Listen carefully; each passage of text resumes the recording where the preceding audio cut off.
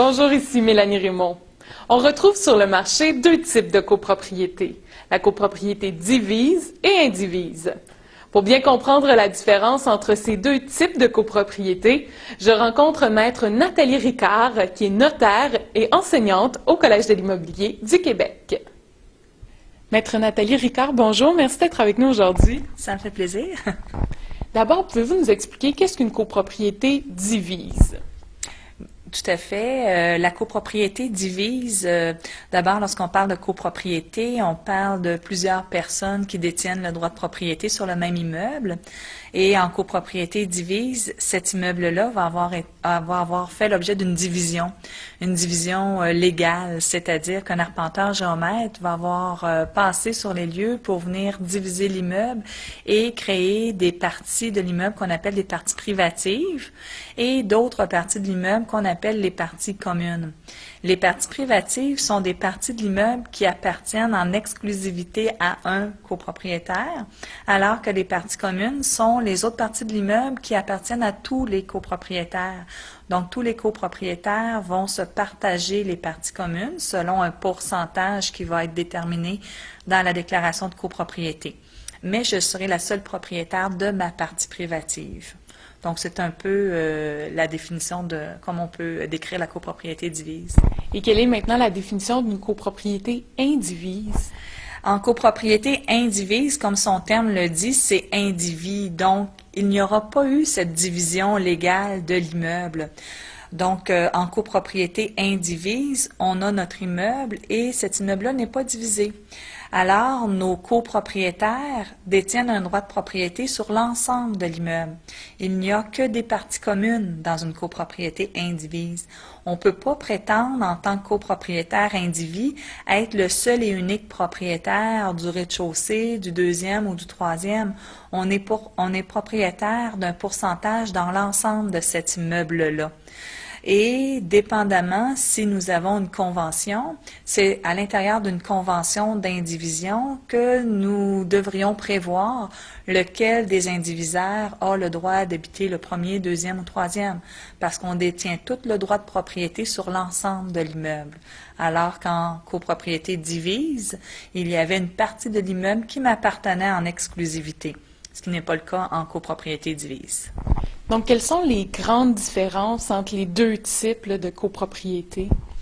Bien, la grande différence, c'est qu'au niveau de la copropriété indivise, c'est que comme l'immeuble n'est pas divisé, que nous sommes propriétaires partout et qu'on détient un pourcentage du droit de propriété dans cet immeuble-là, au niveau du marché de la revente de ces droits-là, le marché est très différent.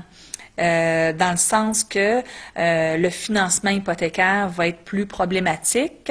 Les institutions financières vont exiger que les relations entre les indivisaires soient clairement déterminées dans une convention d'indivision. Et comme la loi n'oblige pas l'existence d'une convention d'indivision pour que la copropriété indivise existe, il existe sur le marché des copropriétés indivises sans convention d'indivision. Alors, quand vient le temps de revendre cette part de copropriété, le futur acheteur a souvent un problème au niveau de son financement. La majorité des créanciers hypothécaires vont exiger qu'une convention d'indivision soit signée entre les indivisaires, publiée au Bureau de publicité des droits, que dans la convention, on détermine très bien les droits et les obligations de chacun pour éviter des conflits entre les indivisaires dans le futur.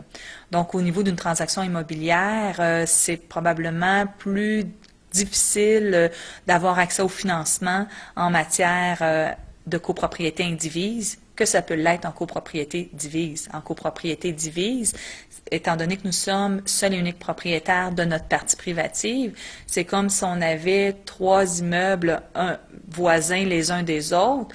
Lorsqu'il y a un voisin qui décide de vendre ou refinancer sa propriété, ça concerne nullement les voisins d'à côté. Bien, en copropriété divise, c'est le cas. Si moi, je suis propriétaire du condo situé au rez-de-chaussée et que je désire le vendre ou le financer, ça concernera nullement les deux autres condos au niveau supérieur. Fait que les transactions sont plus faciles. Et est-ce qu'il y a aussi une particularité si jamais on achète une copropriété dans le but de la louer? Est-ce qu'il y a quelque chose d'important à considérer, que ce soit divise ou indivise? Bien, c'est sûr qu'en copropriété indivise, au niveau de la location, dépendamment s'il y a ou non une convention d'indivision, la décision peut nécessiter l'intervention de nos partenaires indivisaires pour décider de louer notre part de l'indivision. Il faut voir les circonstances, dépendamment s'il y a ou non une convention d'indivision qui nous permet de le faire seul ou, selon les règles du Code civil, nous oblige l'intervention de nos partenaires indivisaires tout simplement pour signer le bail. Alors qu'en copropriété divise, comme je suis la seule et unique propriétaire de ma partie privative, bien, je suis libre de louer ma partie privative. Il faut quand même que je vérifie les règlements de la copropriété, parce que dans les règlements, on pourrait limiter le droit à la location. On m'oblige également à fournir une copie des règlements au locataire pour que les règlements de la copropriété lui soient opposables. Maître Nathalie Ricard, merci beaucoup pour ces explications. Ça m'a fait plaisir. Qu'elle soit divise ou indivise, la copropriété a des particularités dont il faut tenir compte lors d'une transaction immobilière. Nous vous présenterons d'ailleurs prochainement une vidéo qui présentera les différents acteurs impliqués dans la transaction d'une copropriété et leurs obligations. Ne la manquez pas.